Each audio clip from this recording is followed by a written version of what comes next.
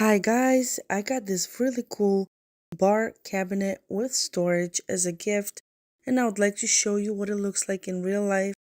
I got it in a natural color. This cabinet is definitely full of character. It looks so good. It has the rounded edges on both sides, and it has really nice storage on the bottom. It is very cute and sturdy. It has a black metal handles, and this is how you would slide these doors. They're unique. They're not the typical ones that you pull forward but slide.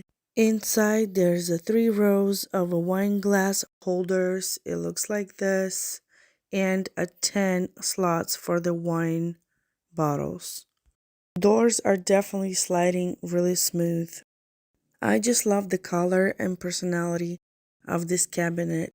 Legs made out of metal, and they're really nice, sturdy. This cabinet will look so good in a dining room, kitchen, or living room. I love it so much because it is spacious, but it doesn't take a lot of space.